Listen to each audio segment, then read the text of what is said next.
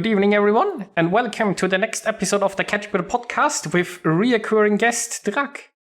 Hello. Well, we've got some new ships to talk about, so it seemed like a good time as always. Well, there's never a bad reason to have Drac. Definitely. So yeah, there has been a new ship line announced with the American hybrids, and then there are also some premiums announced we're going to talk about. Mm-hmm. And I guess the first ship is the Nebraska, where, well, Jedi and I already speculated how that it's based on. Is that like in North Carolina? Yes. Yeah, it is actually. That, believe it or not, this is the funny thing. I know obviously there are going to be people who are going to be, sort of going, oh, yes, well, hybrid aircraft carriers weren't really a thing apart from, Issei and Hyuga and a couple of the other emergency Japanese designs. But believe it or not, and whether you want to call it sadly or not, there's actually a huge mine of hybrid carrier designs, especially from the interwar period. Oh dear. And okay. believe it or not, the three that they've chosen here, plus I guess Kearsarge, which we've already got, they actually represent the saner end of the gene pool. They could be a lot worse. I was wondering last time around if these are all like Gibbs and Cox designs, or were there other people responsible for this madness as well? So yeah, there was a lot of stuff. So there were two strands well, there's lots of different strands. This idea keeps reoccurring and would continue to reoccur post-war. There were designs in the 80s that called to remove the rear turret from the Iowas and stick a pair of ski mounts down either side for Harriers on them. Tier 11. That would be the tier 11 with Harriers. Yeah. But that idea of rear flight decking the Iowas, actually the very first sketch design for that shows up in the late 50s. And there's about 4 generations of it. Initially, they were turn it into a helicopter assault ship, basically like a giant amphibious assault ship with its own built-in fire support capabilities. I think that's pretty much all they used the surviving battleships for after post-World War II, was basically just gunfire support things in Korea and Vietnam and. Weren't they even used in the Gulf War? I can't remember. Yes, they were. Yeah, they were brought back in the 80s. But yeah, so the American ones in the interwar period, there's 2 main strands of American thinking when it comes to hybrid warships.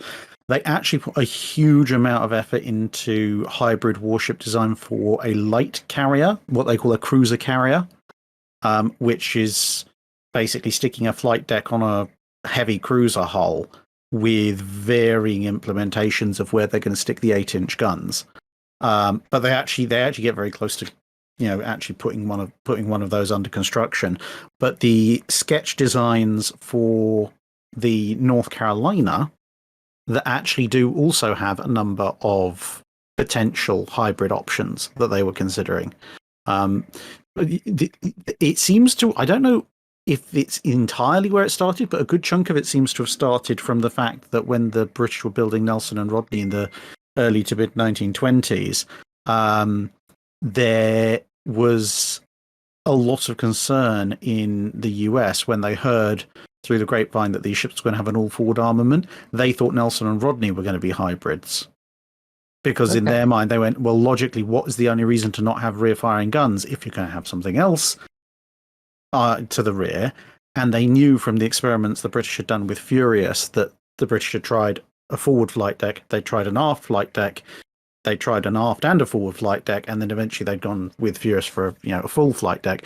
But they were worried that the British might be going, well, we'll stick all the guns up front and we'll stick a bunch of planes at the back and we get 2 for the price of 1. That seems to have been part of the impetus for these continuous design studies. Obviously, with the North Carolinas, they didn't go for it. But looking at Nebraska, it's a little bit of a cheat in that obviously they've sorry, I'll just silence that. They've put the 16-inch guns up forward rather than, I'm guessing, 14 from the whereas Yeah, the That original is- designs would have used the Quad 14s. which is what we've got in game as the Florida. Florida. That's the Yes. one. I almost said California there, but no, no, Florida. no, but the interesting thing is again that as much as hybrids could ever be considered sane, the one they've gone for Nebraska is one of the saner ones, because there were a few others that were a little bit more nuts. Like there's one that actually moved the two, what would be the two forward turrets here, and obviously it's showing Quad 14s. They actually have them aft. So if you imagine the aft of a battleship with two Quad 14s there, super firing, and then everything forward of the superstructure is a flight deck.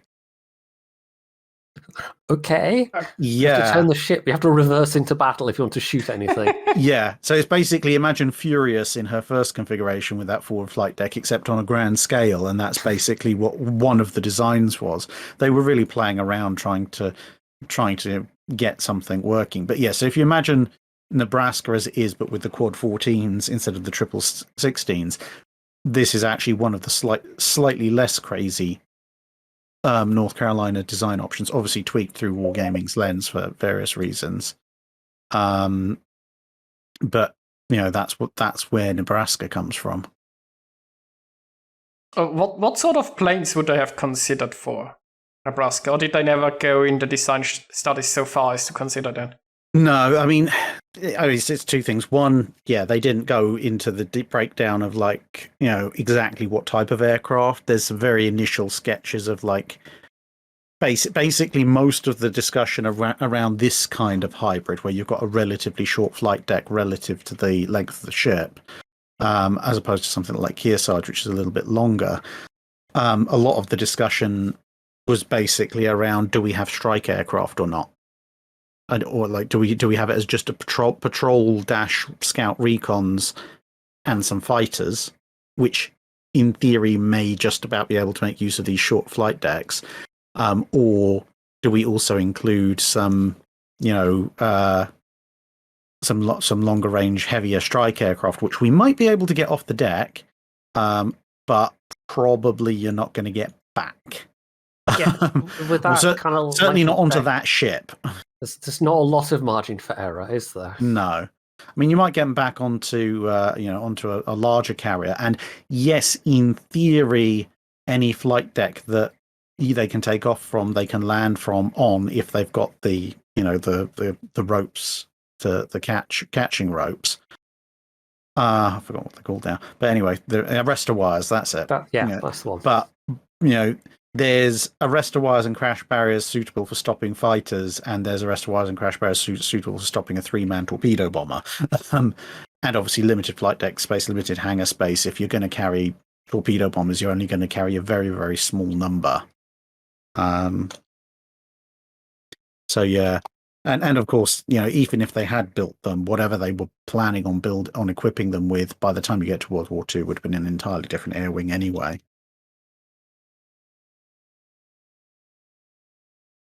Yeah, I would think designs of this nature in the real world would have had an extremely limited lifespan as well, because even sort of light carriers versus fleet carriers towards the end of the war, they were kind of struggling with, the planes were getting bigger and heavier and carrying more ordnance, and especially in the immediate post-war era, I have a vague notion that they ended up with this big surplus of light carriers because they couldn't really do anything with them because they didn't have a useful length of flight deck anymore. Yeah, well, they had a surplus of virtually everything. I mean, they were putting Essexes almost straight into reserve because they just had so many of these things around. So there was a lot of stuff out there that they were putting into, and these things. I suppose the only thing you could potentially use them for if they had been built, and and then they tried to go for them post war, would have been pretty much what they were trying to get the Iowa conversions in the late 50s, early 60s for, which would have been early helicopter carriers. because the helicopters wouldn't care so much about the limited flight deck space in terms of a run up to takeoff, and you can fold the rotor blades up. So yeah, something like what we see with these designs, but as that kind of self-contained amphibious assault Marine Corps assault ship with its own shore bombardment capability, they might well have actually, bizarrely enough, had some service doing that. But it would have been a very expensive solution to a problem that didn't actually really exist. Yeah, I don't know. I suppose that notion of especially using helicopters for ASW warfare would have been in its extreme infancy at that point, I would imagine. Yeah. I mean, the proposals for the Isles were more looking at like Marine Corps stuff. Yeah, like 30 Marine Corps helicopters to launch a flying assault, and then sort of question mark. And what do you do after that? Because everything then has then got to be helicopter portable. But yeah, maybe the thing is, it's like it's kind of like the Issei and Hugo in World War II.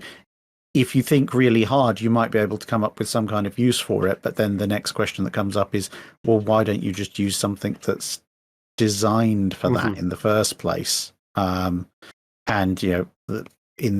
even if they had built these things in a post-war environment where you've got Independences, the 2 Saipans, and 1,000,000,001 Essexes floating around, why would you go through the expense of, once you get into the helicopters as anti-sub warfare platforms thing, why would you go through the expense of keeping one of these running with 20 helicopters on it when you can just pull an Essex out of reserve, run it cheaper, and have twice as many helicopters? This actually, you having mentioned Furious, does make me wonder if we'll see that in game at some point now as well, that they've decided that hybrid... Yeah, well, I mean, we've got Furious in her flat deck carrier. Yes, hybrid Furious.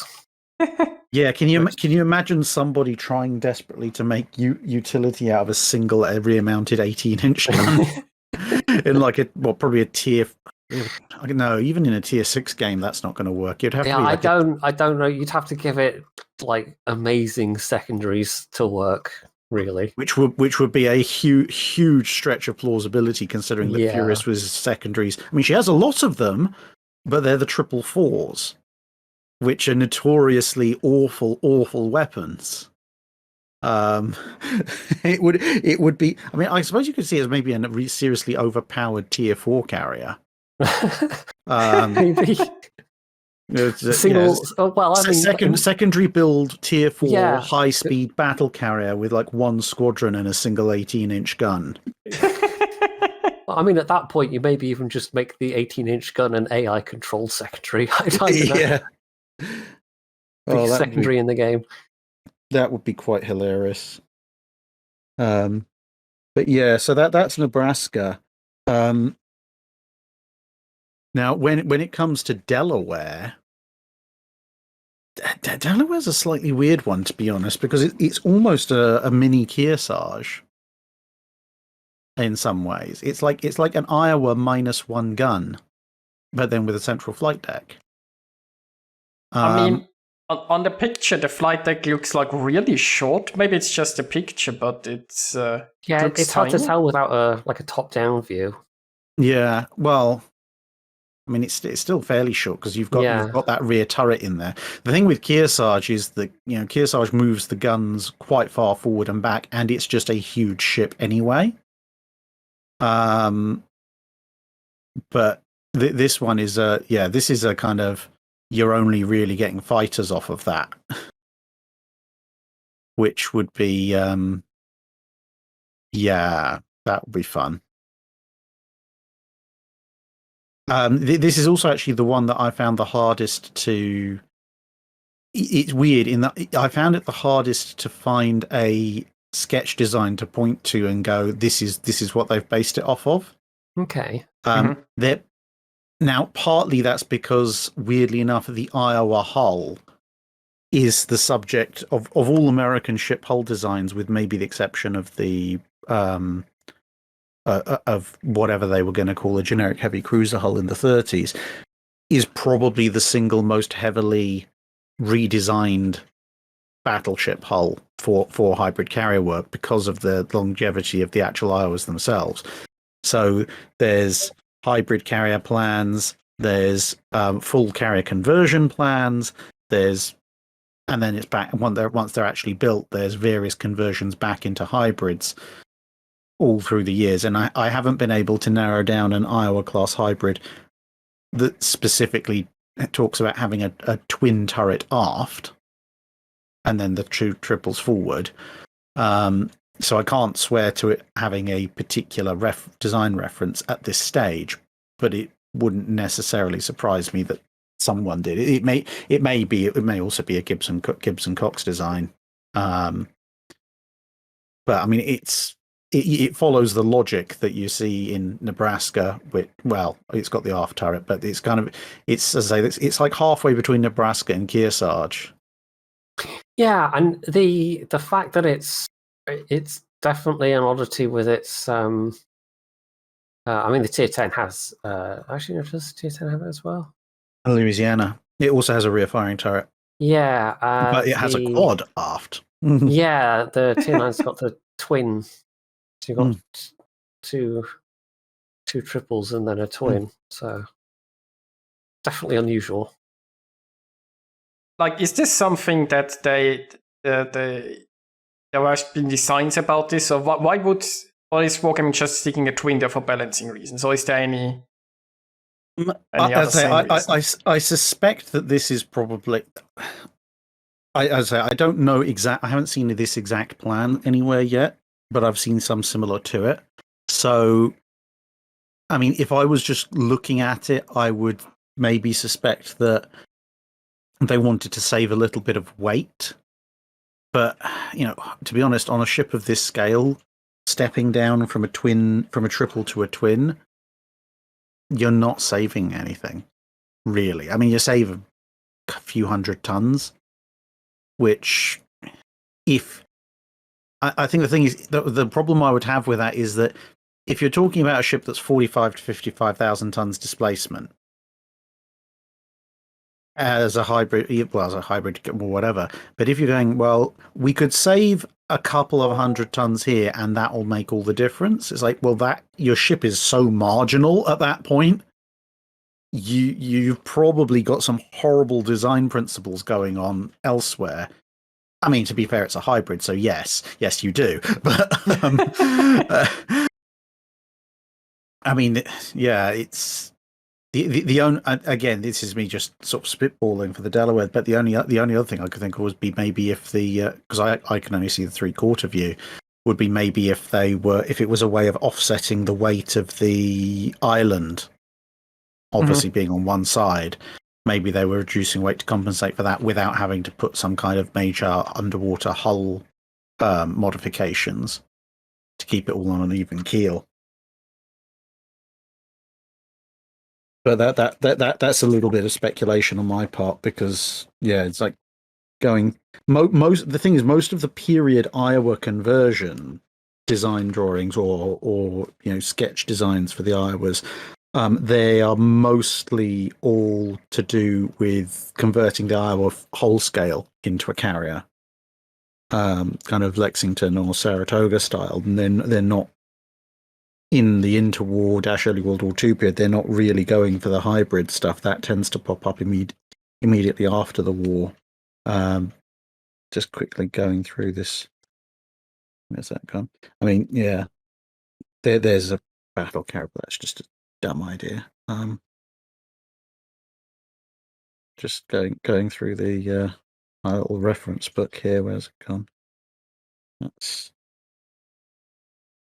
here you go. So here's some of the Iowa ones. So there's an Iowa conversion, which is the Commando carrier conversion, which actually is basically the Nebraska, only with an Iowa hull. Okay. So it's a full aft build design. Then you've got the 1981 ski jump, twin ski jump design, and actually the very first one, bravely enough, is a full body ski jump. So theoretically, you could ski jump straight into the back of the superstructure if you wanted to. Although that's also where the aircraft lift is, and then in the kind of like, well, maybe we shouldn't do that, and then actually extended the ramps further around the superstructure, which then made two very distinct ramps, which was probably a slightly better design. And then you've got a couple more hybrid Iowas, but again, they're all full rear conversions, removing the aft turret. And believe it or not, yes, there are a couple of Iowa design variants which actually have angled flight decks. Obviously, that's from the 80s, but one's got a full angled flight deck to port, and the other one's actually got two. Basically, it's kind of a slight variation on the last iteration of the Harrier carrier variant, where you've got two flight decks running either side, each of which is flat and has a catapult.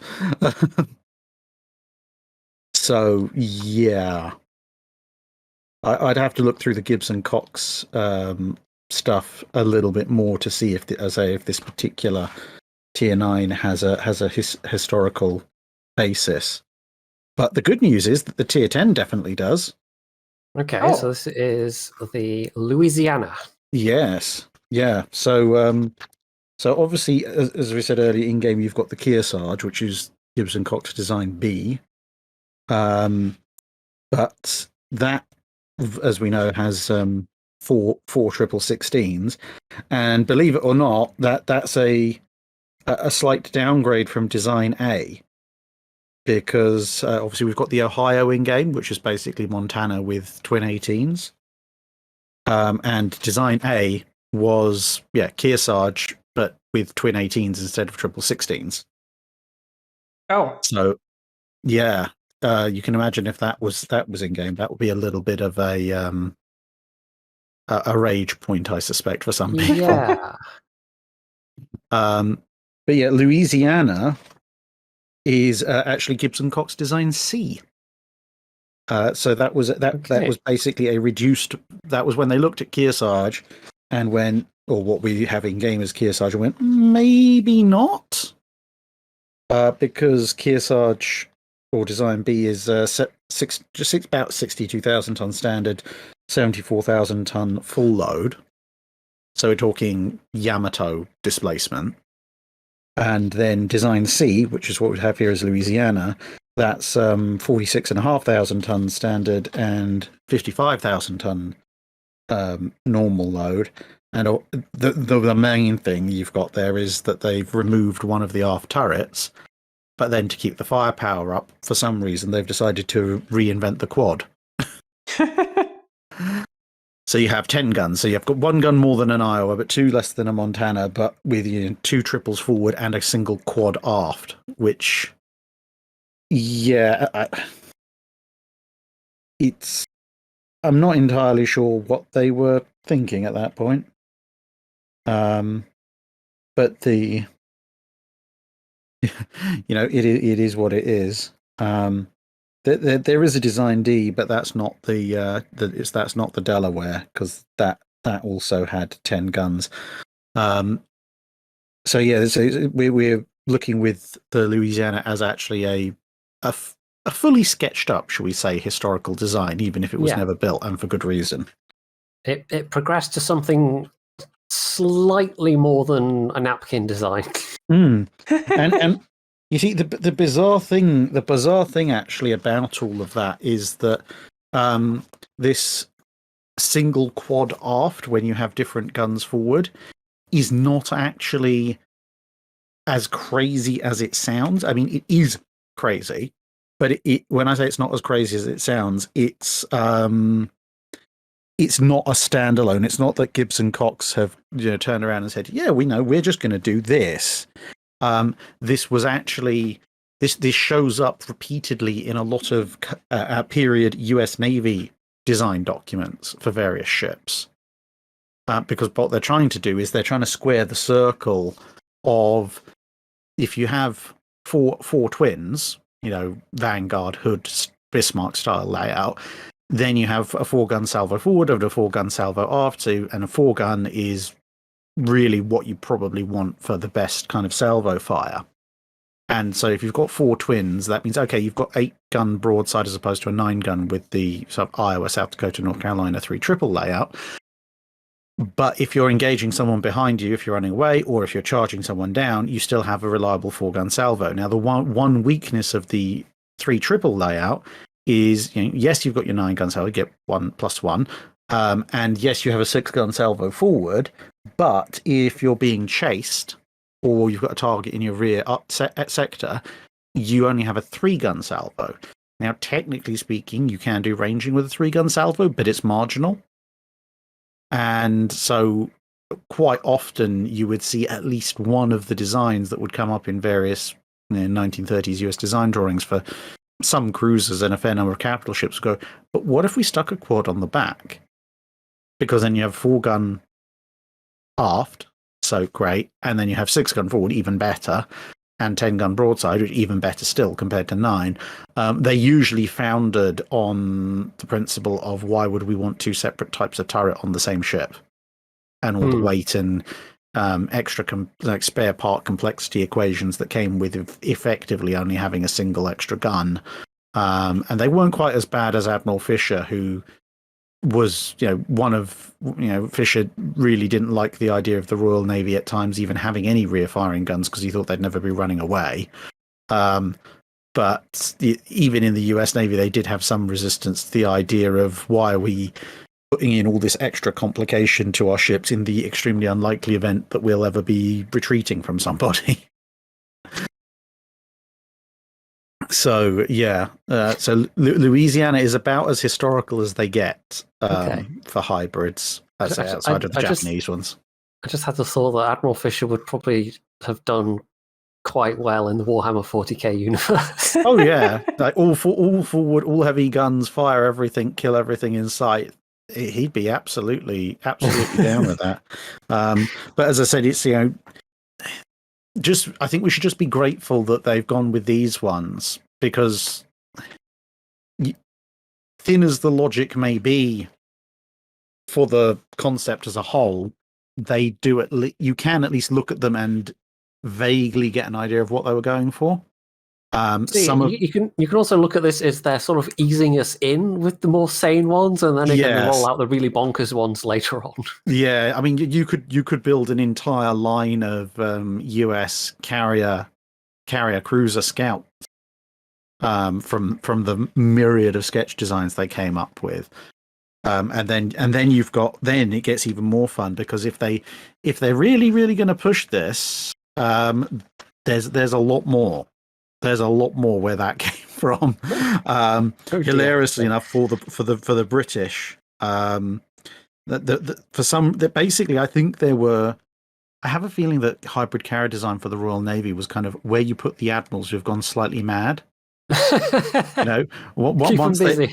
It's just like lock them in a padded room with some crayons and tell them to design a hybrid carrier, because some of the stuff that comes out of the British design studies, it ranges from the sane to the absolutely bonkers, because you've got basically what I term British Kearsarge, which has 4 twin main turrets, although it's not specified what caliber they are in this particular sketch, but it's basically, if you imagine a miniaturized Kearsarge with 4 twin turrets of some description. Then somebody proposed, if we get our hands on Richelieu, because she's already got her 2 quad 15s forward, what if we just basically pull a Nebraska or Delaware style conversion on her, more like a Nebraska one, just replace all the secondary and anti-aircraft battery with a big aft flight deck. That was actually basically full length up to the back of B turret, which is probably, actually, crazy as it sounds, actually probably one of the more plausible hybrid conversions, because you weren't actually losing any firepower to do that. And then you've got, basically the British version of Nebraska, which takes the Lion hull and just keeps the 2 forward 16s. And then you've got the Kearsarge Lion, which maintains its 16s and then forward aft, and just has this amidships little flight deck of questionable use. That was actually almost entirely a fighter ship. They basically just said, well, we're going to put an overstrength squadron of fighters on here, and maybe like 2 or 3 Swordfish or Albacores for good luck. Yeah, it is all a bit nuts sounding. Yeah, people were just trying to get the best out of what they could. And then there's the ultimate one, which is the 1942 one, which you're absolutely going to love this. So, it's Kearsarge style again, or I guess Delaware, Louisiana style. So you're maintaining the fore and aft batteries. So you've got 2 triples forward, 1 triple aft. It then also has amphibious boat launching ramps. So basically a prototype well deck, except not quite, right aft. So basically, so imagine a lifeboat launching station. Okay, yeah. Okay. So yeah, it's basically got 2 deployable ramps that would come out of the back, out of the stern, and then they'd be firing little landing, hybrid landing craft -sea boats down there. And because, as you pointed out, with Delaware especially, the midships flight deck is quite short. They actually had retractable extending flight decks that would extend over the forward and aft turrets to basically become like cargo, basically refit cargo length flight decks. You had a little bit of the bow and stern poking out, but yeah, you'd have these extendable flight decks so that you could get basically full length flight ops going. And then when you needed to go into gun mode, you could retract them like a giant garage door. Some people had way too much time on their hands, or maybe just way too much access to the rum stores. Yeah, it's like this design's from 1942, and it's just like, you are aware there's a war on. You could be doing something useful with your time. I mean, how would you store all the things that you need ammunition for your guns, you need your planes, ammunition and fuel for your planes, you need to store your landing craft. It's like, where? Yeah, this is one of the big downfalls of hybrid carriers, because you end up having to store basically, and depending on the design, something between an escort carrier and a light carrier's worth of aircraft, stores, fuel, bombs, etc., and all the fuel of a battleship, and all the the main gun ammunition, the secondary gun ammunition, etc., of a battleship on top of that. And it turns out, A, to be very cramped, and B, it's a huge vulnerability, because you've basically put a giant flammable, hit here for big fireworks and explosions segment right in the middle of your ship. And because it's a carrier, you've had to trunk the funnels high, and you've had to take the superstructure high. So the island is now, the island usually attracts most firepower and most battleship gunline engagements. So you've kind of put a big "shoot me here" sign right in the bit that's most likely to go boom. Yeah, I mean, it's sort of, you kind of can't really get away from the fundamental issue of it absolutely fundamentally degrades its performance as a battleship, but it's also not that much use as a carrier either. So you're kind of like, where exactly in the battle line are you supposed to put this thing? Well, yeah, and I mean, not to be outdone, the Germans have a line. Oh, good grief! Okay, they're not quite as insane as the British or the Americans, because the British, Americans, and of course the Gibson Cox designs for the Soviet Union, they will reflect full-scale battleship armament, and in some cases hulls. The German ones, the biggest guns that they ever stuck on a hybrid design were 11-inch guns.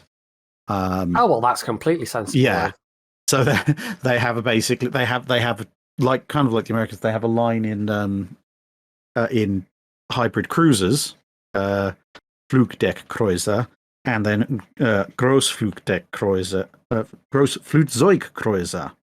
Yeah, so they have Flugdeckkreuzer, which is their, like, I guess, light cruiser, effectively their version of an Independence class, but with a gun turret or 2 still left over.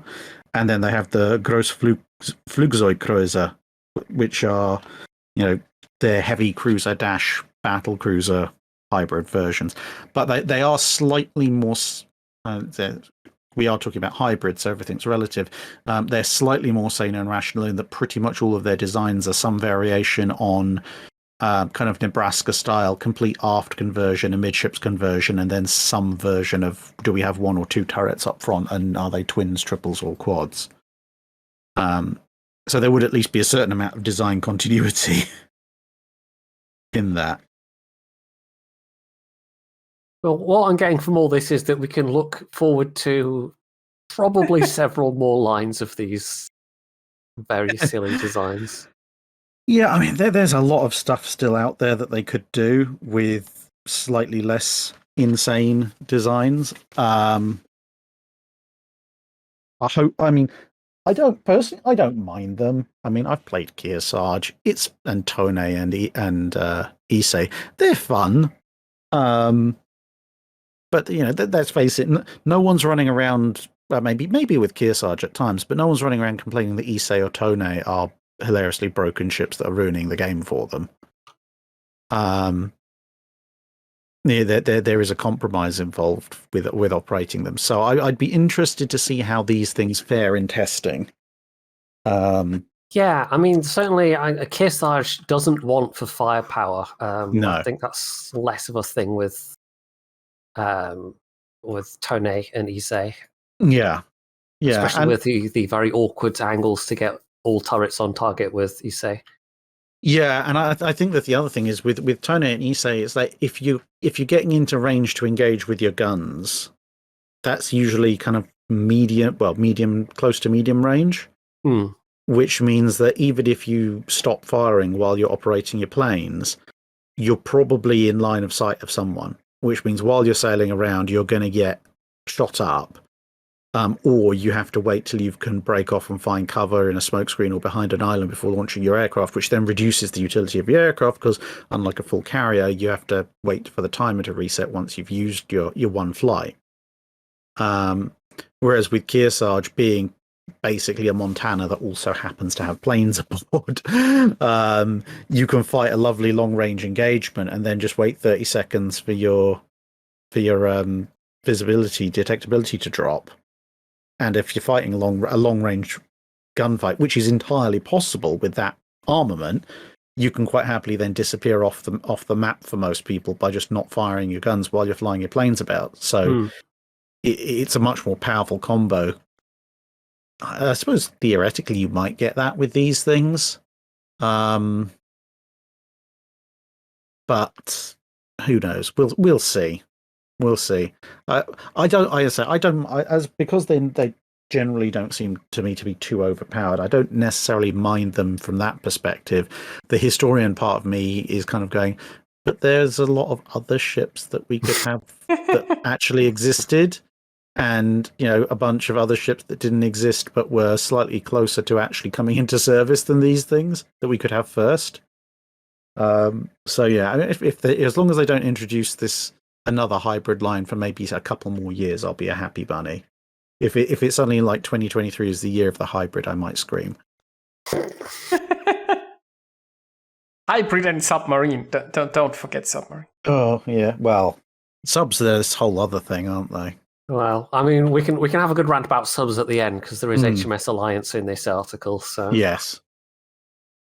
Okay. Well, I mean, what have we got from the rest of it from this dev blog? We've got. Well, the next one after the hybrids is the Ninghai, which is a first low tier premium we've had in a while, and also a ship that actually existed. This is sort of notable. Yeah, kind of in a minor way. Yeah, to a degree. I mean, she's kind of like the lower end of the expression of the coast defense ship. So you've got things like the Sverige in Sweden, the Väinämöinen and Ilmarinen in Finland. They're kind of coastal defense battleships. You've got the Eidsvolds in Norway, which were they're kind of like coastal defense pre-dreadnoughts, but a bit outdated by World War II. So they're kind of they're coast defense ships, but on the battleship scale. And then you've got over in the Far East, you've actually got two sets of people who are rolling around with basically what amount to coastal defense cruisers, because the Thai Navy has a couple. And these ones, Ninghai and Pinghai, are the Chinese variant.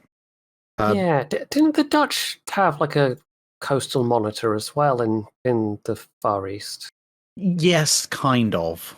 It was a pre-World War One design. Okay. But it had a it started out straddling the line between in terms of gun caliber, it was kind of, is this a monitor? Is this a very small coast defense pre-dreadnought? It sits in that slightly weird thing of having a fairly large armament. So in terms of gun caliber, whereas these things and the Thonburis in Thailand are very much smaller. The Thonburis kind of self-defense, so coastal defense heavy cruisers. These are self-defense light cruisers, or coast defense light. Well, cruisers. definitely light. I mean, they've got the same 140mm caliber that you find on the low-tier Japanese cruisers as well. So. Yes, which isn't too much of a surprise because they were actually built by the Japanese. Yes. Which I've always found slightly bizarre. Because it was only a few years before like Japan's hostilities in China really kicked off as well. Yeah, like 3 or 4 years before. So yeah, and it's not like the Japanese and the Chinese hadn't been at war recently before then. At that point, it's like they had a couple of Sino-Japanese wars in the late 19th century. Then the Japanese got distracted with beating up on the Russians and fighting part of World War One. And then it's almost like the Chinese and the Japanese temporarily forgot that they'd hated each other for like the past 1500 years just to get these ships ordered. And then almost, as you said, almost pretty much immediately after they were delivered, the Japanese and the Chinese are at war again. I mean, they were both sunk pretty quickly by the Japanese once the Sino-Japanese War broke out. And then the Japanese refloated them and used them in secondary roles. But I mean, it should be interesting to see pottering around at Tier 3. Yeah, I mean, there's not a lot of actual people playing at that tier, but they do look like it does look like an interesting, like it's actually got a really, really good range for a Tier 3. Yeah. Ship. Yeah, I do think it's a bit of a pity that more people don't play at the Tier 3 and 4 low tiers, because there's a lot of very interesting stuff around there. You take HMS Dreadnought or whatever out, or this. Yeah. There's a lot of the more unusual designs that you can stick in there and just watch everybody play. And also, to be honest, a lot of my favourite designs are World War One era, and they would only ever fit up to Tier 3, Tier 4, maybe Tier 5 at a stretch. And then you ask Wargaming, well, can we have this? And they're like, we'd love to, but virtually no one plays below Tier 6, and so the low tier premiums don't sell very well. And I'm sort of sitting there going, but why? It's like they're cheap, they're funny. And I suppose, as you say, because virtually no one plays there, everyone's just like, well, I've got this funny little ship I can run around with shooting bots all day. If it was a matter of selling premiums, they could stick in a new low tier operation, for example, and make it attractive for buy your Tier 3 premiums, buy your Tier 4 premiums, and potter around in this. Or can you imagine Tier 3, Tier 4 ranked? I would pay so much money to see that. That would be interesting. Be very interesting. I think one of the problems is that most missions that Wargaming offers are Tier 5 and above, right? So Wargaming is itself defeating themselves. Because that doesn't help at all. No. Yeah, no. The rewards obviously get more if you play higher tier. So, at Tier 3, you can't do missions, you can't get any high rewards. And most people take the captains with them when they go through the tiers, so they don't have the most kited out ships there anyway. And I think for what Wargaming's true problem is that they sell lower tier premiums for less money, right? So why would they want to sell a ship for $10 if they could sell a ship for $60 or $100 or $150, right? So they themselves have kind of patched out almost the lower tiers so that they can focus on the higher tiers really can make more money. Yeah, which is a shame because my immediate response is like, okay, well, if you want to make a bit more money, bundle them. I suppose at that point, then they've got to create multiple ships, so there's more work involved. But then again, they are smaller ships, so the complexity of building a 50, 60, 70,000 ton ship with all the late war radars and AA guns, etc. Surely that's got to be more complex than a pre-World War I dreadnought, which is basically small hull, big guns, complete. I mean, it would be nice if they had, like, as you said, a special operation for the free, or maybe a different game mode or such. I mean, on the one hand, you don't want everyone to play low tiers to club the new players, but on the other hand, the new players also need somebody to play with. And there is like half of this game that's basically collecting dust, right, in the lower tiers, where there is so much technical content, but you can't really play it because nobody else plays it, and so you sit in a queue for ages. Or just change like the queue that after, I don't know, 30 seconds, it's at least filled with bots. Like if people could get faster games when they try to find them at free, more people might even try. Yeah, it's kind of a self-defeating circle, isn't it? It's like, yeah, it is a bit really. Well, once you hit below a certain player threshold, the fact that you got longer queues to find games and more bots means even fewer people will play, which leads to longer queues and more bots, which and so on and so forth. I mean, sadly enough, the simplest way to fix that would be to release a new ship line without the early access, so everybody has to grind for the lower tiers, and suddenly everybody would play the lower tiers again, right? Yeah. Yeah, that'd be interesting. But oh well, we shall see. But yeah, I like this little thing. It's going to be an interesting one to see going around at least. And hey, it gives me if it's another tier 3 premium, so it gives me another tier. It gives me another option to play around with if I decide to do tier 3 Royal Rumbles again for the channel. I don't know if you ever saw one of them. I used to do Mikasa Royal Rumbles because the Mikasa. This was the thing. The Mikasa was so cheap. And so hilarious that it was easy to say, we're going to do a 15 versus 15. Everyone bring your Mikasas, and like the half dozen people who show up without Mikasas, it's like, okay, I won't get like Domino's or Pizza Hut net tomorrow. I'll just buy everyone Mikasas. Can't really do that with tier 8 or tier 9 premiums. Oh dear. Ninghai Royal Rumble, that'd be hilarious. Everyone would be dead in about 5 minutes, but it'd be funny. Yeah, so, and I suppose then we've got the other premiums. Sun Yat-sen. Yeah, now these we've had similar things previously where it's sort of rejigged, rebadged almost. And put into a different tech tree. This one at least does have some differences, and I didn't quite catch this when we were talking last week. I was like, oh, that's just Sovietsky Soyuz, but not quite. They've actually got twin 457mm turrets on, so it's maybe a little more like, well, I don't know if we've had this as a premium before, but I mean, with the Baji versus the Izumo, they actually made one have better Sigma but longer reload. So there was kind of some difference between the tech tree and the premium, and they've more emphasized that here by having the Kremlin guns, essentially. Yeah. I mean, it's basically it is to the Sovietsky Soyuz kind of what the Georgia is to the Iowa in a lot of ways. Yeah, I suppose that's a good way of looking at it. Yeah. Yeah. I mean, it'd be interesting to see it around, but.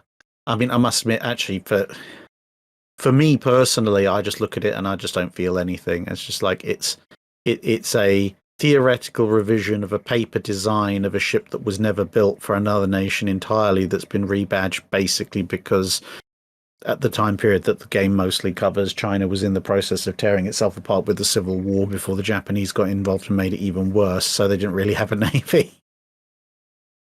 So we're just going to in rebadge and invent some things to make people feel better. It's not as silly as them having a French battleship or a French cruiser or the the Saipan. Yes. Random things which we may or may not have acquired post-war. Yeah. But yeah, no. But that brings us on to the ship I've been very much looking forward to seeing in game in some way, shape, or form. Well, this is the one you've been that you've been excited to talk about since last week, really, when when you found out. But well, I mean, this is something I've like every time I've seen people from wargaming, I've been like, but can we have a K25?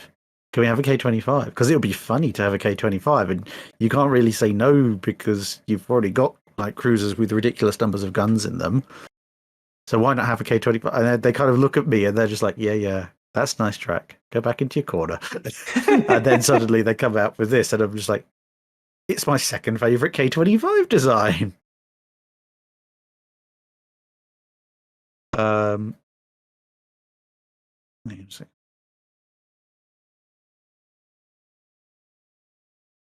So it's a bit interesting looking.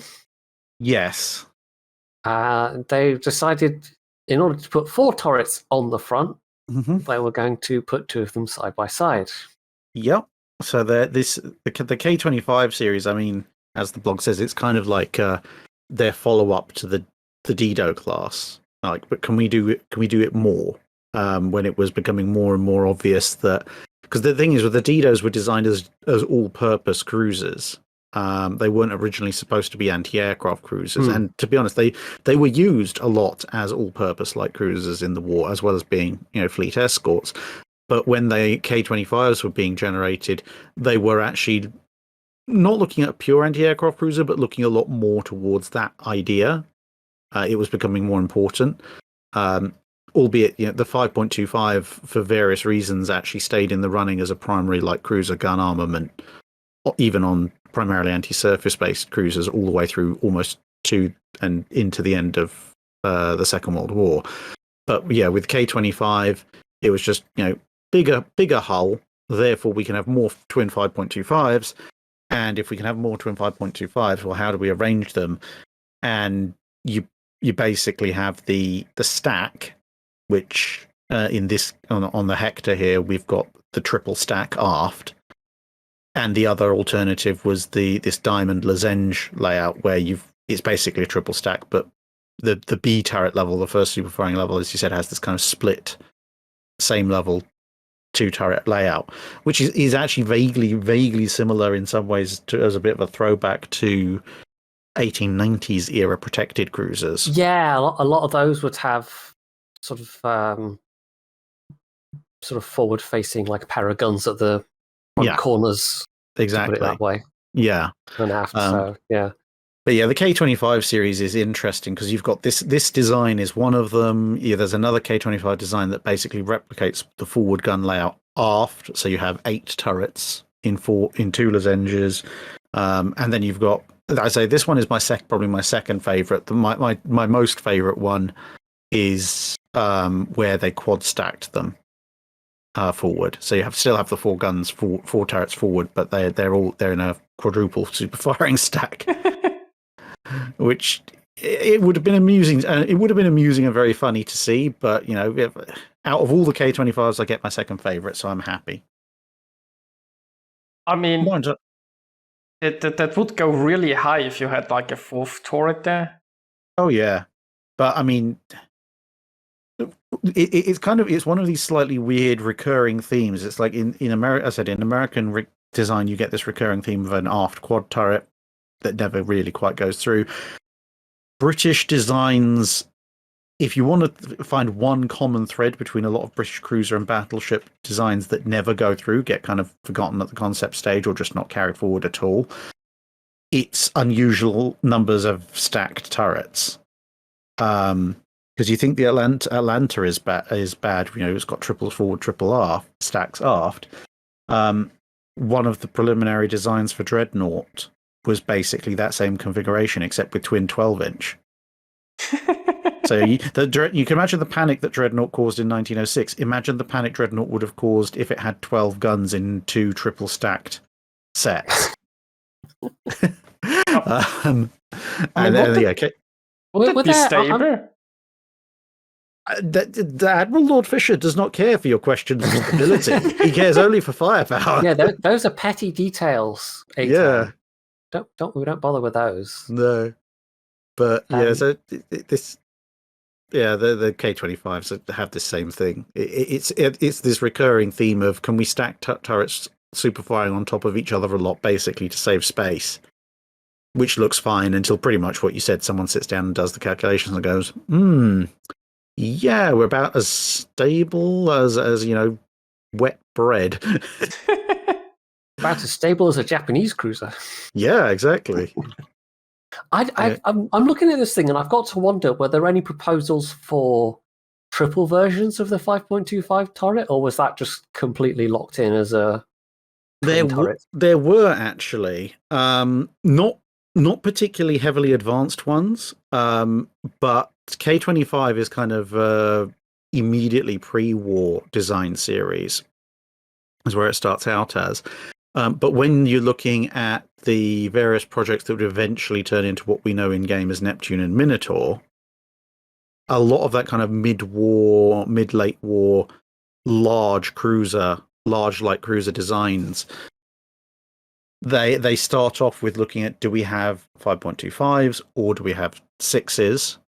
And the pros and cons of both. The main pro of the 5.25 being it was at least notionally dual purpose.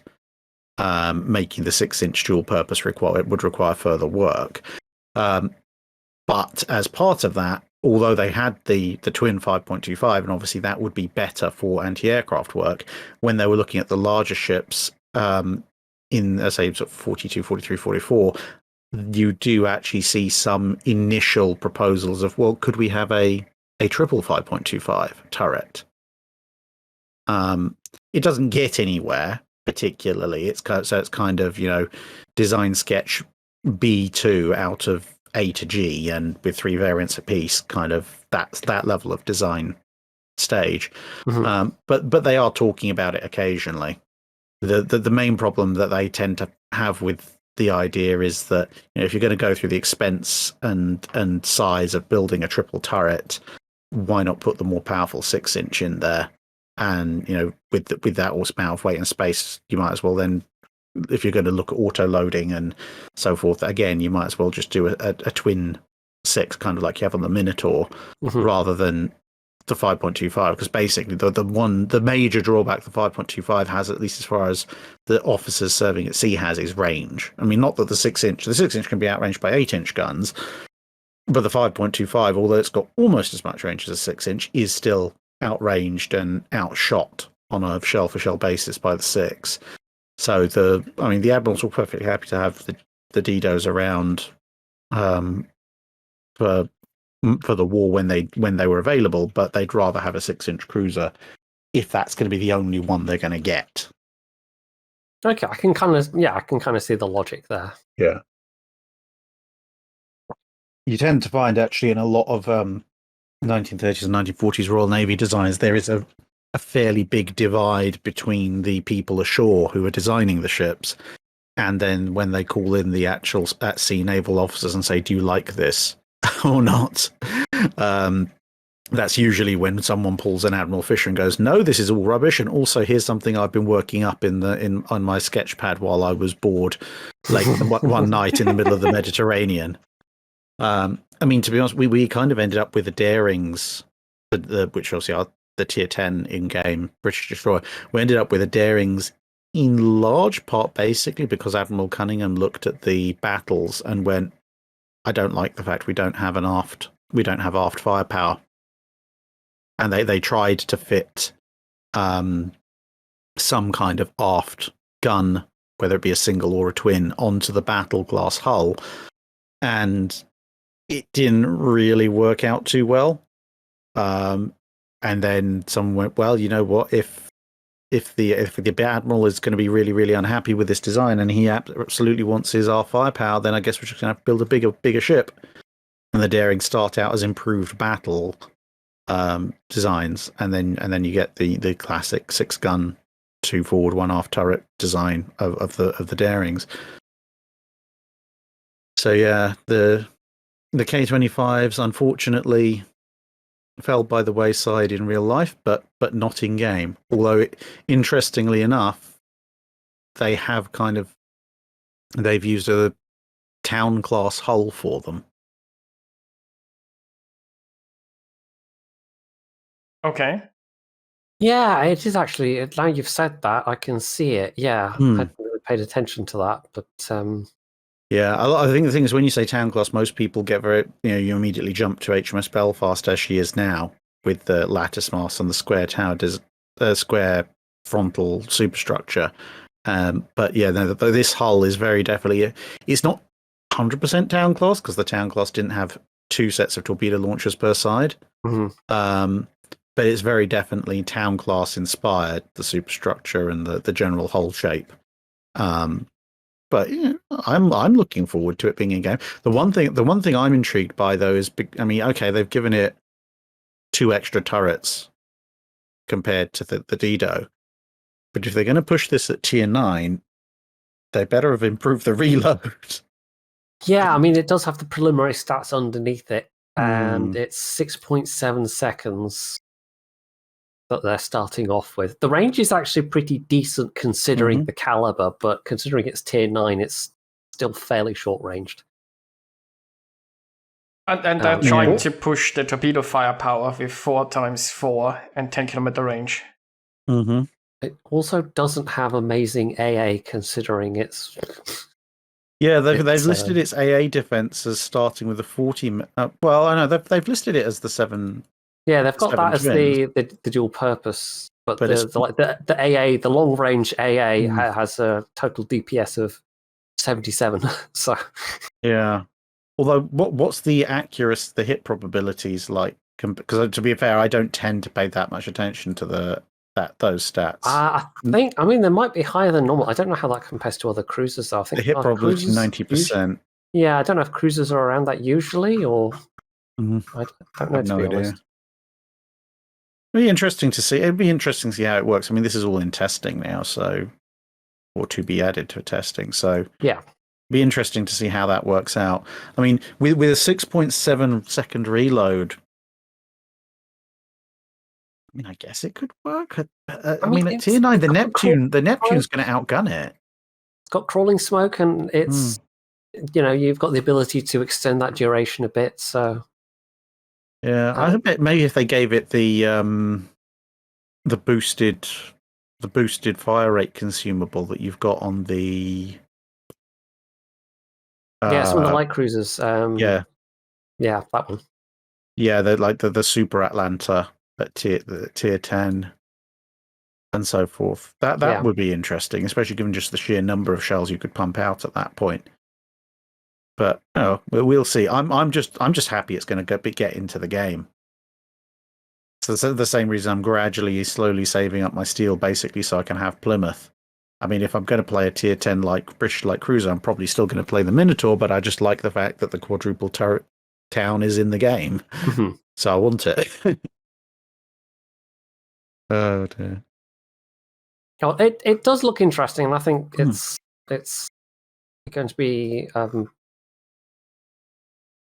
a reasonably welcome addition at tier 9. I mean, there's not that many crawling smoke cruisers. It's another ship that's going to be in the Commonwealth line, of which there's not too many. So no, and with most of the Commonwealth line all being premiums as well, it'll give people a chance to just pop their captains around. I mean, I wonder if they'll make another version as a British one. Yeah, well, I can always live in hope. Yeah, I get my quad stack as a British tier 9. I'll be happy with that. At that point, I'd just sail it around just for the laughs. Even if it's the worst ship in game, I would sail it around just for the laugh of someone seeing me come through the smoke with every single gun known to mankind stuck on my bow. I mean, why stop at the quad stack? Why not a double quad stack, right? So, like with the middle turret. And You see, then you can stabilize the boat if you shoot on both sides simultaneously. Yeah. I mean, even just looking at this thing, this would be a really good candidate for if they do another Warhammer 40k collab. You could stick a Warhammer 40k skin on that, like an orc-based skin, quite easily. More Dakar. Yeah, and the hull shape actually works quite well for that as well. That would take an Imperial or Chaos skin quite handily.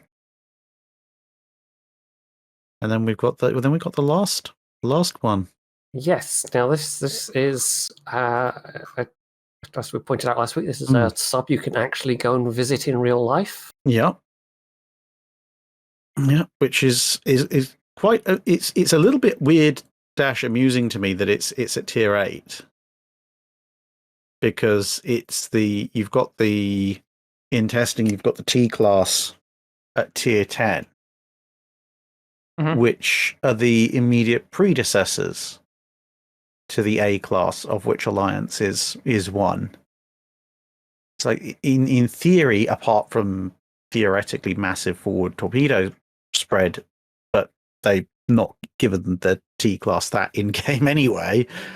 But in every other respect, the Alliance should be considerably better than the T class, but yet it's at tier 8 and the T class is at tier 9. It is a bit odd in terms of the timeline, definitely. I mean, we've got 2 other premium tier 8s on sale now, so maybe they were just like, well, we might struggle to sell a tier 10 sub, but tier 8 sub, yeah, people will buy that. It might literally just be that logic of what they can sell rather than they probably wanted a sub that maybe has some historical value that people might have a connection to because that sells better. And then they decided they want to sell that sub as a premium and they sell it at tier 8 because they think it sells better at tier 8. I mean, who knows? Maybe it'll be like, we've got now 2 versions of HMS Belfast in the game. Maybe we'll have 2 versions of HMS Alliance in the game at some point. I mean, has Alliance ever been like refitted? Would there be like any sort of logic to having 2 alliances? I mean, the earlier version of the ship is of Belfast is the higher tier ship, so you could have like Alliance 45 or something that's inexplicably somehow better than the refitted version. Yeah, who knows? I mean, to be honest, it's got a fairly high recharge rate for its dive capacity, so I suppose that's an advantage it's got. But just looking at because the torpedoes don't change. I think this is the thing with when it comes to kind of introducing the post-war subs or the Electra boat or whatever in at tier 10 is that one of the biggest advantages of the post-war submarines versus their wartime counterparts wasn't necessarily in torpedo loadout or numbers of tubes or whatever. It was with their underwater endurance and speed. Yeah. But you can't really boost that too much either way because you've already massively artificially boosted the speed of the subs. So that kind of has wiped out most of the advantages that the post-war subs had over their wartime counterparts. And if you significantly up the endurance underwater, the dive capacity, people will be screaming from the rooftops. If you've got a sub that can stay down for like 8 or 9 minutes, which, if you account for the run into towards the middle of the map, is effectively 90% of the game. And you can't proportionally boost their speed, otherwise you'll end up with like 40 knot subs. I can't wait till someone suggests sticking USS Albacore in the game. I mean, that thing was historically like 33 knots underwater anyway, so who knows what on earth you'd have to do to that to make it a tier 10. I mean, it was an unarmed prototype, but if you made a theoretically armed version, you could come up with some very broken builds for that. Yes. I suppose the main reason they put it at tier 8 is because you've only got 4 tubes forward. whereas all the tier 10s have at least 6.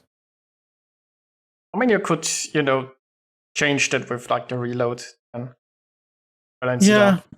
Or just make the few torps that you have harder hitting or something like that. Mm.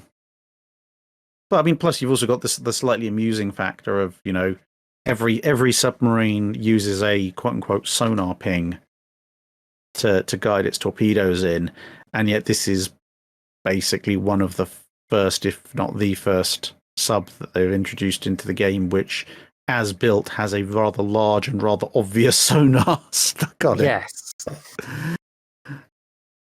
Well, the technology of sonar it was at its peak in the 40s, and then it got so much worse, and they had to stick all these unsightly bulges and domes and things everywhere. Yeah. Oh dear. Yeah. I mean, again, it's one of those ones where I'm just like, I like to see it in game because it's an existing submarine museum ship, so that's fun. But I'll be interested to see how it compares, play in game play wise compared to the sturdy or whatever the British Tier 8 that they're testing at the moment, the standard line one. Yeah. Yes, class. That'll be it. That'll be a fun comparison to see. They're both Tier 8, but one of them is late 20s, early 30s design. The others are late 40s design, and somehow they're equivalent. Also, what I just remembered? It being a Tier 8 means it's usable in the upcoming submarine operation. I mean, obviously, it's not going to be available for some time, but Tier 8s would fit into operations. Oh, you know what? I've just realized something. Speaking of Tier 8, Tier 8 or possibly, probably Tier 8 subs. How many premium Fletchers are there in the game? Okay. That's a question. So offhand, the black is coming to mind. There's the Velos, which isn't out yet, but is upcoming. And I'm struggling to think if Was there's the any kit more. of Fletcher? Yep. Yep, Kids of Fletcher, so that's 3.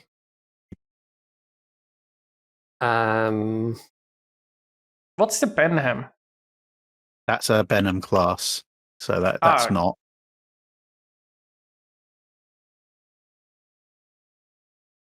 Yeah, I think it might just be the 3 so far, but there might be another one I'm not thinking of. Is the Panasian a Fletcher Tier 9? Yep. I mean, it is, but it's not a premium. No. True. But the point I'm getting at, possibly in a slightly roundabout way, is that there's a fair number of premium Fletchers in the game. There's a lot of Fletchers in the game generally. Yeah, I mean, if you count all the Fletchers, including Fletcher itself, it's like 5 or something. Yeah, and to be fair, a lot of them are based around museum ships, because there's a lot of Fletcher museum ships. There's an awful lot of museum subs in the States as well. If this keeps going, there could be an awful lot of different premiums coming in, and then a lot of them are of a vaguely similar class as well, because we've already got the Balau in game as the Tier 10, and there's Batfish, Bakuna, Bowfin, Clamagore, maybe not so much as being scrapped at the moment. Ling, Lionfish, Pampanito, Razorback. These are all. Those are just the Balau class museum ships that they've got, and there's a bunch of others. There's Tenches and Gatos and a couple of others floating around. So there's an awful lot of opportunity for Wargaming to do collaborations with all these different US museum ships and just be like, well, we're reusing like 2 or 3 models that we've made and just putting slightly different cowers and slightly different capabilities on them. And yeah, I mean, it'll be interesting to see, but So you're saying that the future is filled with subs? well, Subs and hybrids. yeah, subs and hybrids. If they want to work with the museum ships, that'll be that's the next big thing. I mean, because the only. For obvious reasons, as you might imagine, I'm a big supporter of the idea of World of Warships working, like bringing a premium version of a ship in place, and working with the museum ship to promote it and maybe do a little bit of a share. Now, one of the weird things is that there's, speaking of that, there's 4 Essex museum ships. We've got Hornet in game, but it's the Yorktown class Hornet. So that'd be interesting if they, there's 4 opportunities there. We've already got Alabama and Massachusetts in game. North Carolina is the standard tier 7, and we've got Iowa. We've got Iowa and Missouri. We don't have Wisconsin and New Jersey yet, I don't think. No. So there's an opportunity there. We've got Texas. Obviously, it's been in the game for a while. Salem's in there. So yeah, apart from even more destroyers, mostly they're either Gearing or Fletcher variants. The subs are the other big untapped collaboration with museum ship opportunity. But we shall see. Maybe Wargaming is afraid that there'll be a mob with pitchforks if they make a submarine event. Which is not that unlikely, I guess.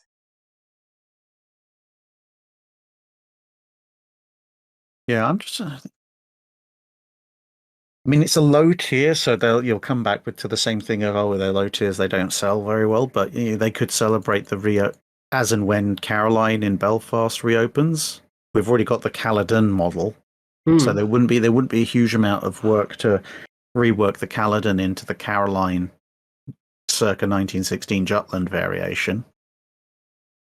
That'd be another nice collaboration to do. Unfortunately, there's nothing really in Portsmouth Historic Dockyard that's modded it out. Yeah, you'd struggle to get HMS Warrior or Victory into the game somehow. Unless it was something like, I mean, they used Great Eastern as the basis for the Halloween escort ship. So something like that maybe, where it's a computer, a bot controlled ship or model or whatever. But as a playable ship, probably not. I mean, a special game mode, but Wargaming has been not very, just say, yeah. It's been a while since they've put in a mode with ships that weren't just sort of redressed versions of other ships, kind of thing, which still takes some effort to do. But yeah, it's not quite as much effort as modeling something entirely from scratch. Yeah.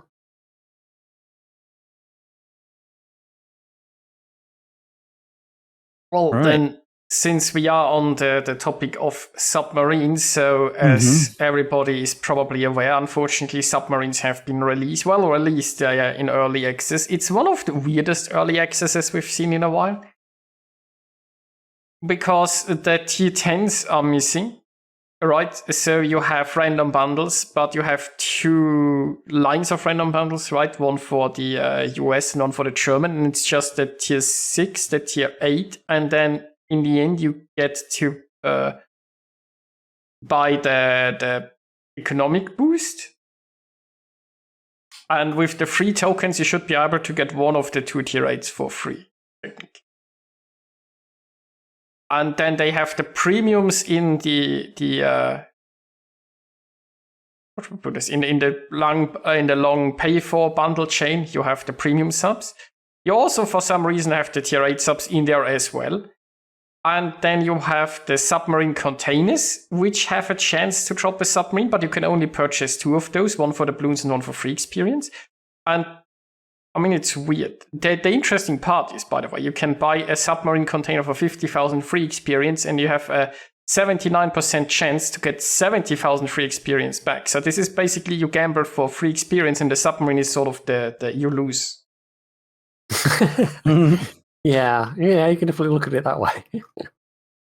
Yeah, I mean, I'm still on my minor campaign with testing these things in the first place of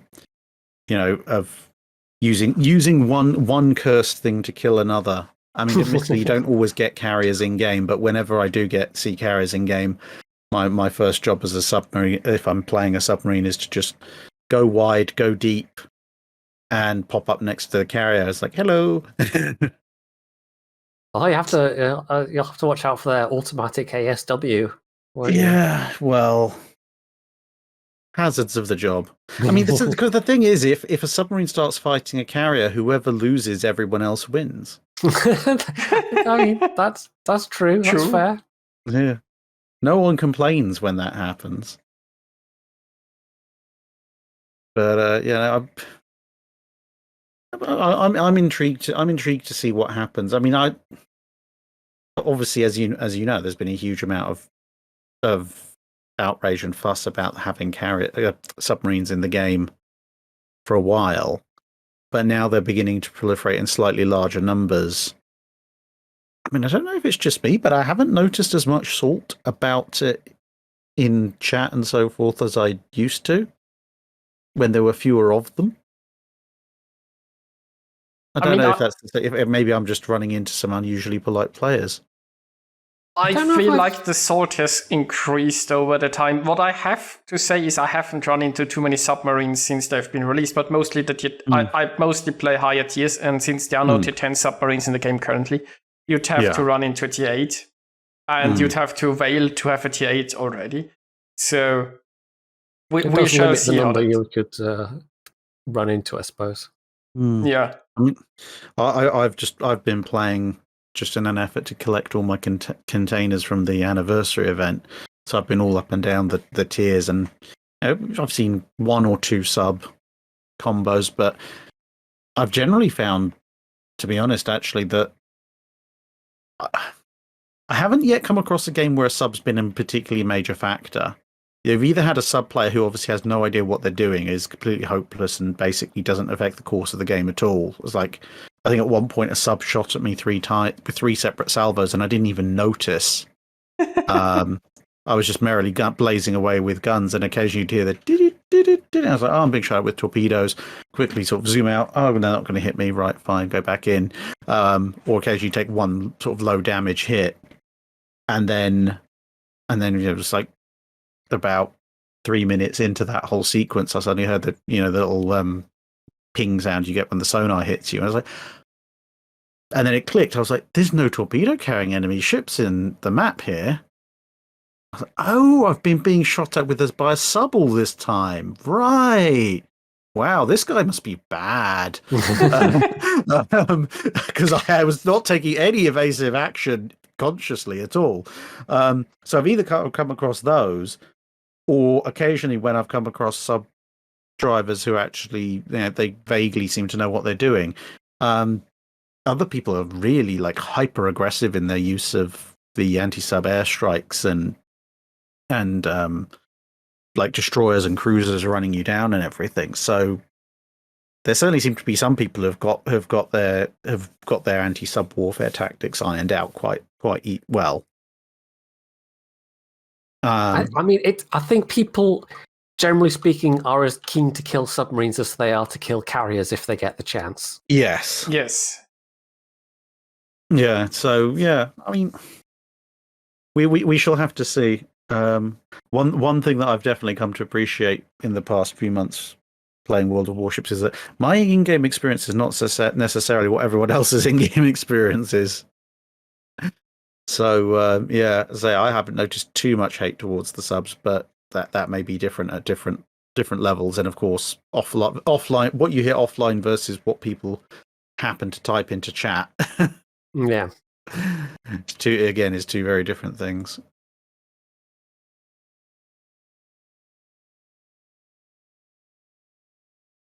Oh well, we shall see.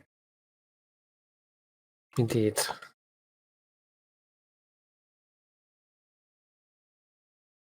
So, do we have any other things to talk about? I mean, there's going to be. I mean, we mentioned the Velos. There's going to be a community event aboard that. If you happen to be in Greece, Mm-hmm. there's a guide to the Vallejo, and there's the next Kings of the Sea thing is happening rather soon. I think it already started yesterday, and they actually was it this weekend? Okay, right. I thought it was next weekend for some reason.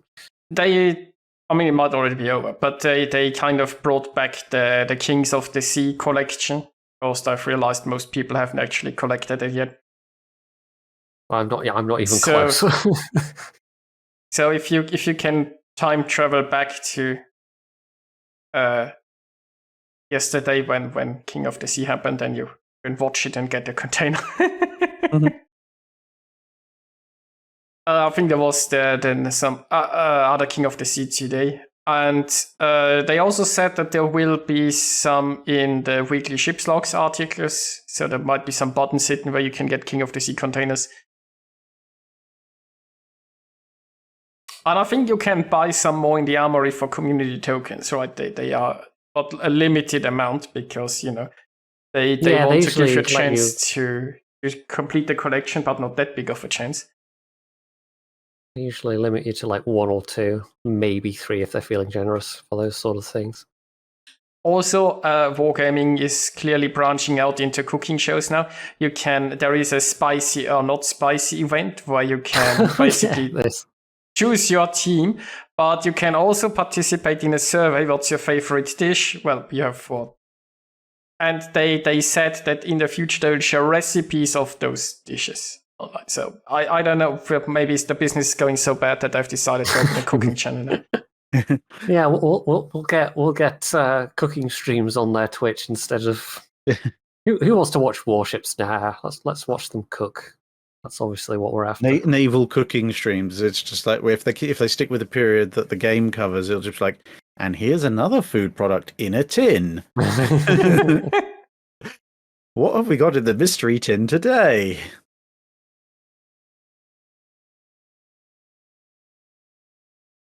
I mean, I was tempted to just drop them a line and say, do you want me to show up at this Velos event? Because actually, I do want to go and film on Velos. And Georgios Avarov and Olympias as well, the trireme they've got down there. But then I was also looking at going, you know, if it was another like event in the Netherlands or Scandinavia, France, Germany, etc., I might be tempted to grab like a 20-30 quid EasyJet return flight or something for the day. And I'm still kind of tempted if it wasn't such short notice, but Greece is a little bit of a way away. It's not.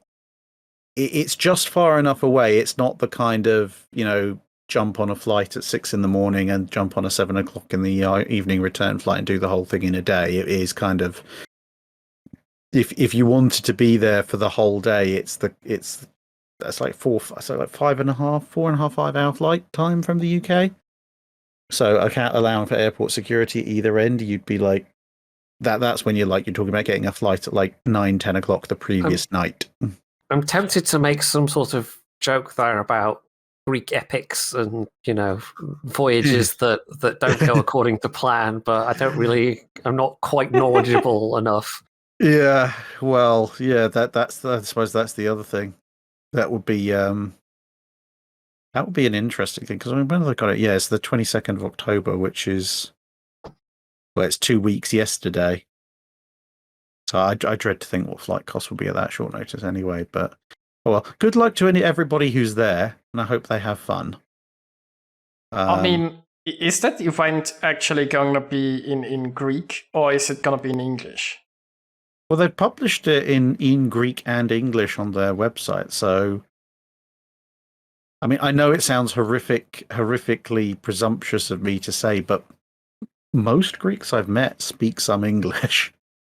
I'm going to presume if it's all Greeks there, given the community of staff who are going there, if it's majority or entirely Greek, they probably just will do the whole thing in Greek. It'll be easier. I guess they'll probably take a reading based on who shows up and where they're from. You know, do we have to use a common language, or can we just get away with using what everyone locally is talking?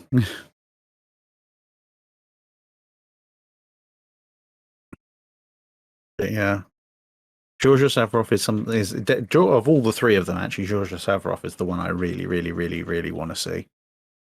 I suspect there would be a lot of Greeks made very, very happy if that was to come into World of Warships.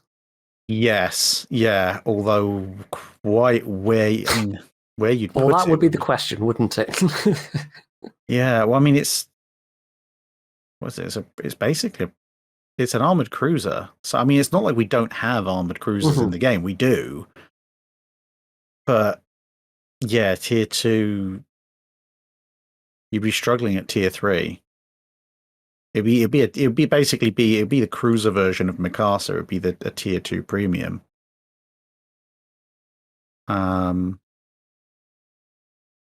Which would be, I mean, I'd love to see it, but unless they did a special event surrounding it, I have a feeling they might struggle to make sales to anyone who isn't Greek.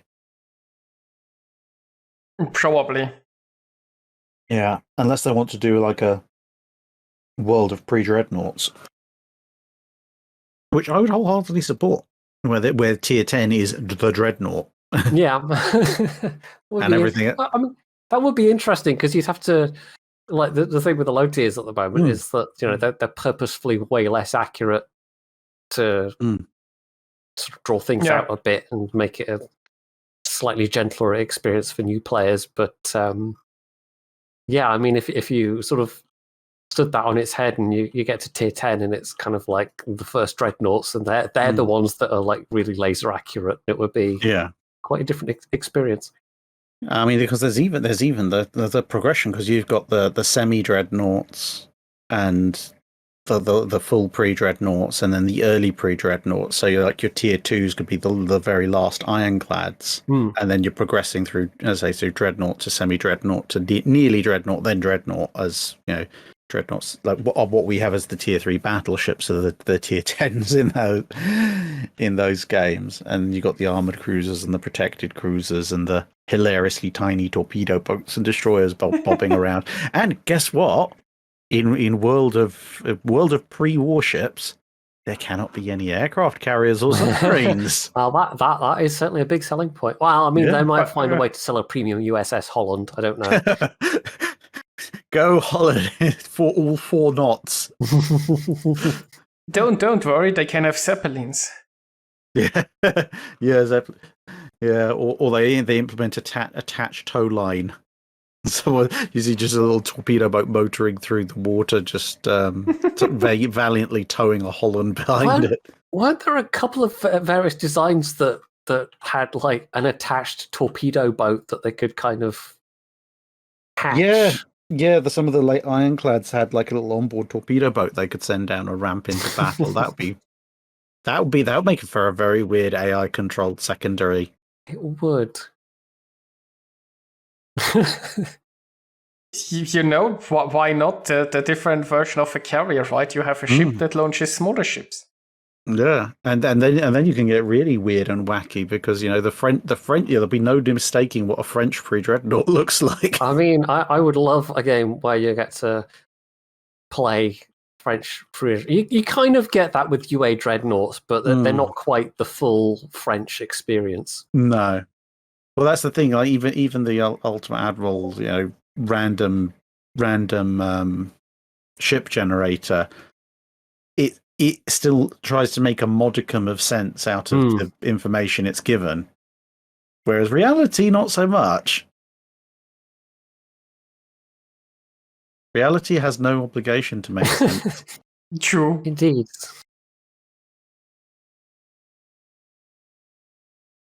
But such is life. We shall see what happens in the future.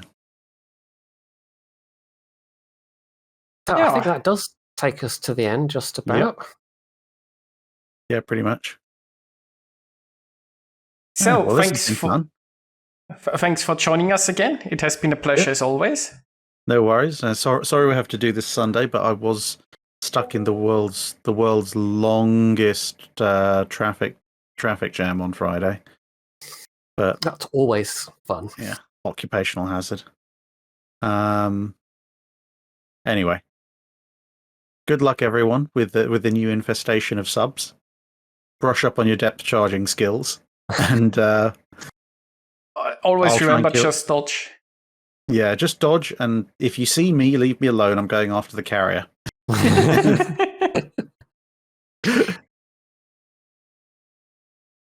Yeah, and that's it from us for tonight. We'll be back next week, and have a good night, everyone. Bye. Yeah. Bye.